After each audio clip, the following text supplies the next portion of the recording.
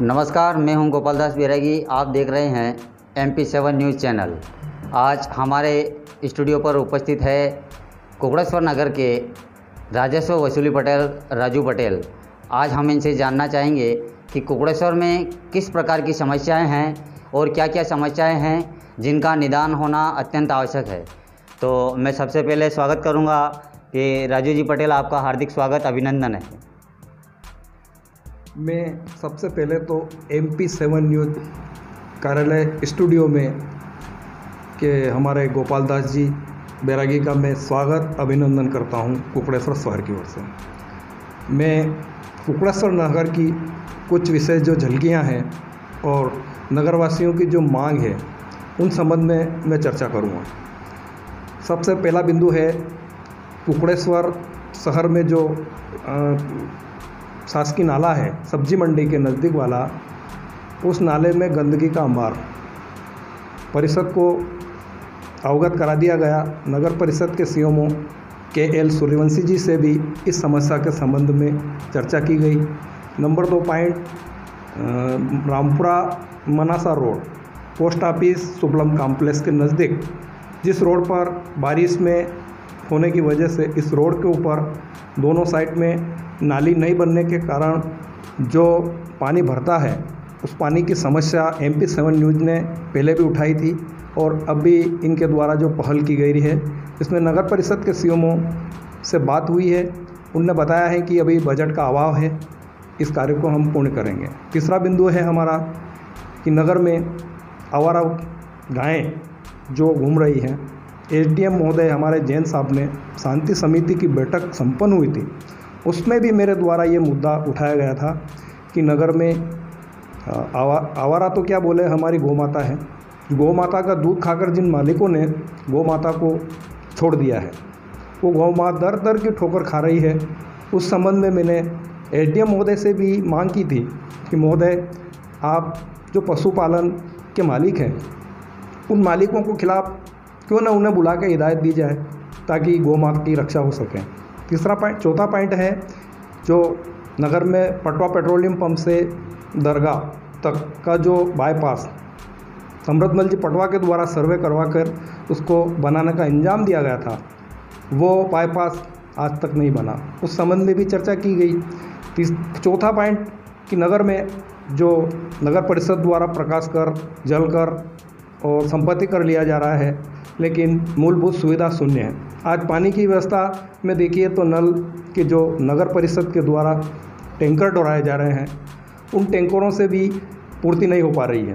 तो नगर परिषद को इस समस्या पर ध्यान देना चाहिए। आज बारिश है, बारिश के समय में भी अगर पानी की किल्लत होगी तो नगरवासी तरस जाएंगे। स्ट्रीट लाइट के संबंध में मैंने बताया कि कहीं नगर में बहुत पॉइंटों पर बड़ी लाइटें लगी थी, जैसे पटेल निवास के नज़दीक वार्ड नंबर 9 में भी मैंने जो कर्मचारी है उन्होंने भी बताया था कि भाई बड़ी लाइट है तो आप यहाँ छोटी लाइटें क्यों लगा रहे हैं, तो उनके द्वारा भी बताया गया था कि अगली बार हम लगा देंगे। फुट्टा तालाब हरिजन बस्ती के वहाँ का जो नाली बनी है, उस नाली को अधूरी छोड़ रखी है।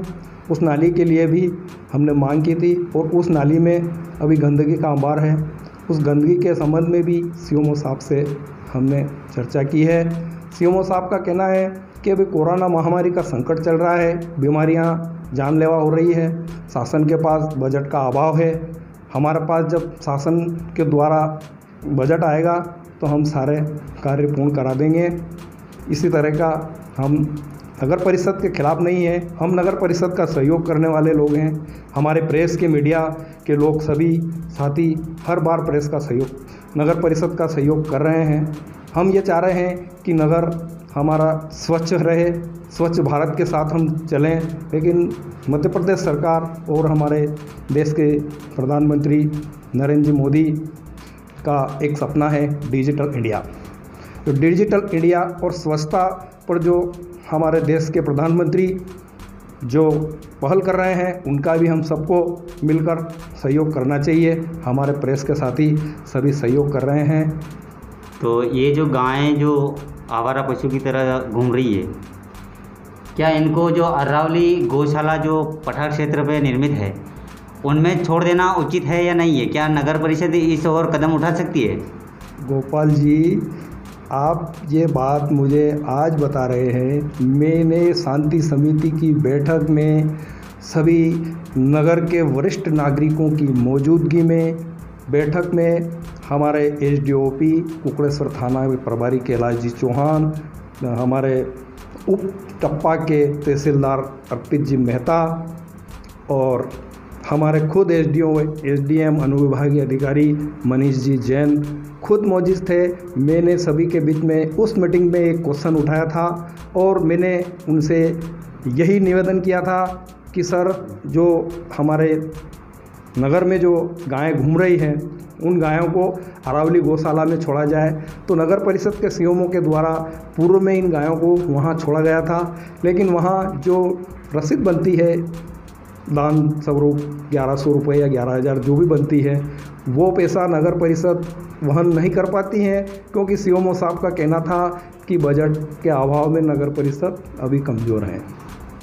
जी, बहुत बहुत धन्यवाद राजू जी पटेल, जो कुकड़ेश्वर नगर के राजस्व वसूली पटेल है, उनके द्वारा अपने नगर कुकड़ेश्वर में जो समस्याएं है, स्थानीय समस्या है, उनका निदान किस प्रकार से है, उनके संदर्भ में भी संबंधित विभाग के अधिकारी व यहाँ के जो सीएमओ है उनको भी अवगत करवा दिया गया है।